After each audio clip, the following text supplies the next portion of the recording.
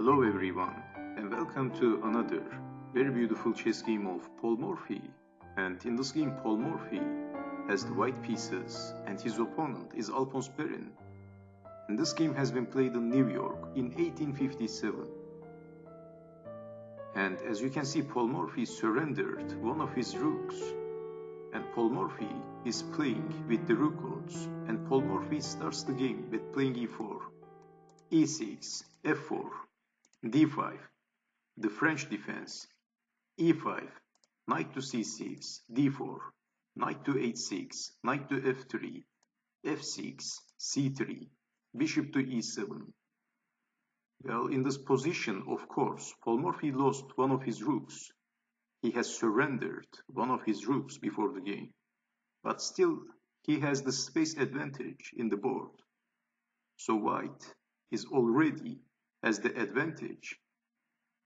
We have bishop to d3, and both players castled knight to a5, a3, a6, king to h1, b5, rook to g1, queen to e8, g4, f takes on e5, d takes on e5, queen to f7, targeting on f4. And if there was no bishop guarding this pawn is a very weak pawn. Queen to f1, bishop to d7, queen to h3, bishop to g5. And Alphonse Perrin made a terrible blunder. And Paul Morphy captures the bishop with the knight. Maybe Perrin was thinking that if f takes on g5, then queen can capture the knight. Queen takes queen, rook takes queen, and black is winning. But unfortunately, he didn't see that knight can capture the bishop. What a horrible blunder by Alphonse Perrin. So Paul Morphy simply captures the bishop with the knight. And still, black has the exchange. Black has one extra rook. And in this position, most of the people would rather to play with black. So still black has the advantage. But Perrin made a terrible blunder. So after knight takes on g5, Paul Morphy is attacking the queen. Queen to e7. And then Paul Morphy simply captures the pawn with the knight. Bishop to e8. g5 attacking the knight. Knight to f5. And Paul Morphy didn't capture the rook. He played knight to f6, that's check, and Alphonse Perrin captures the knight with the rook, sacrificing the exchange. And what if black would play king to f7, then g6, and that's checkmate. If g takes on f6, then g takes on f6, attacking the queen, that's check. Defending with the queen, rook takes queen, knight takes rook, queen to h7, king to f7, queen takes knight, that's checkmate. So Alphonse Perrin captures the knight with the rook, g takes on f6, attacking the queen, queen to f7, rook takes on g7. Paul Morphy is sacrificing the exchange, knight takes rook, queen to h7, king to f8, and Paul Morphy played queen to h8.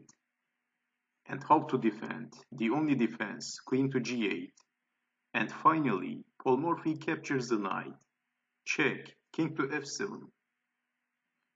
And this is the key moment of the game. And can you guess the next move of Paul Morphy?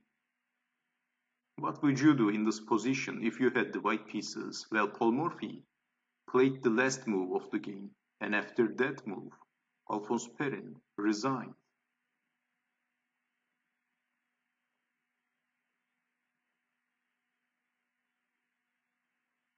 Paul Morphy played bishop to g6. Well, actually that was a very easy solution, a deflection move.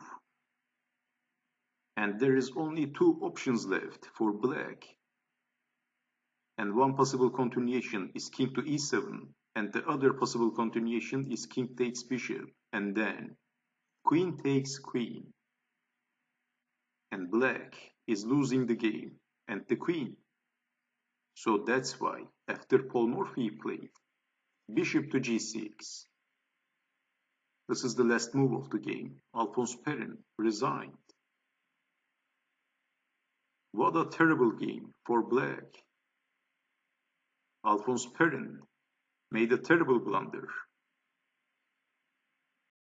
We all know that Paul Morphy's opponents, especially some players like Alphonse Perrin, were not exactly strong players. But still, this move was an epic blunder. What a terrible blunder by Alphonse Perrin. So he didn't see that knight can captures the bishop. So after bishop to g6, so this is the last position of the game, and Alphonse Perrin resigned. And I hope you have enjoyed watching this video, and I hope to see you next time. Take care.